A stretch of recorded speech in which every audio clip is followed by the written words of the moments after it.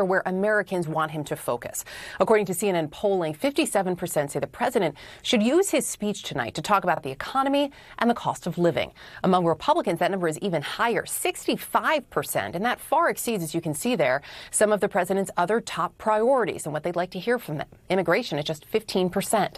Joining us now from Capitol Hill is Republican Congressman Myron Donalds of Florida. Congressman, it's nice to have you with us this afternoon. So my colleague Jake Tapper, along with a number of other anchors, was just at a lunch with the president where he talked a little bit about what we will hear tonight from him at the State of the Union address. And he said one of the things that he will say, and Jake was quoting him on this, is that we're about to have the best 3 years, and it's already started on the topic of the economy. That's what we're expecting to hear from the president tonight. As you know, as President Trump rightly pointed out in 2024, it's about how people feel. That is something that President Biden didn't do well. So it's one thing to say the economy is going to get better. Do you anticipate that the president tonight will acknowledge the way that people are feeling, which is that the economy doesn't feel great to them? Well, it's good to be with you. I think the president is going to hit all the high points tonight, including that one. And I understand why the American people still feel the struggles. It's because the economy under Joe Biden was so bad. Prices were so out of control. Wages were depressed. Everything was significantly more expensive. It does take time to unwind that now, but you have to look at what President Trump has been able to accomplish in his first year. Wages adjusted for inflation, one of the most important measures in our economy, is up and rising steadily. The GDP is growing. The inflation rate has stabilized. And so you are starting to see some of those downward pressure on prices. The gas at the pump. Gas prices, they are down all across America. And in some of our key markets, rental rates and housing prices are also starting to stabilize, in some areas starting to come down. So I think President Trump is right. We're at the beginning of a hot 3-year run in our economy. It's because of his economic policies. But the American voter cannot forget the danger caused to America by Joe Biden and Democrat economic policy. It did not work for our families. It left too many Americans behind. And Donald Trump's recipe for success is beginning, and he's going to talk about that tonight. Well, in the time that the president has had, what's clear, at least in our most recent polling, is that a number of Americans don't believe that his priorities are in line with what they would like to see. So as we look at what is happening, let's look specifically at tariffs. The Tax Foundation estimates that tariffs have actually increased the average American household's tax payments by $1,000 in the last year. And we know, of course, the New York Fed found earlier this month that 90% of those tariffs are paid by U.S. businesses and consumers. Given the ruling from the Supreme Court, is this a moment that the president should perhaps take that off-ramp for an economic policy that is not at all popular with the American people, and certainly not with their wallets? Look, I will tell you one thing. When it comes to tariff policy, what President Trump has been working to accomplish since he came back to the White House is actually redoing these trade deals that have not been in the interest of the American family, the American company, or the American worker. They've not been in our interest. They've been in interest of other countries. And so President Trump has been working feverishly to get fair trade deals for the United States. That will directly impact affordability in every aspect of our economy.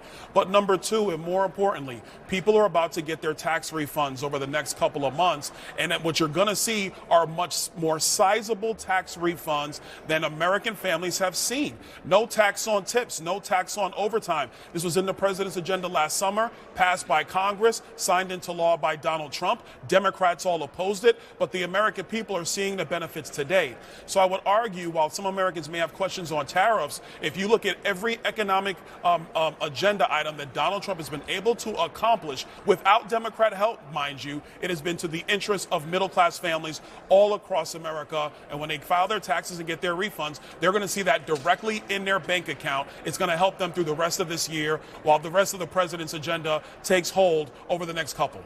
I want to play from you. One small business owner, Sarah Wells, told us here on CNN about what the impact of these tariffs have been on her family, her business. Take a listen.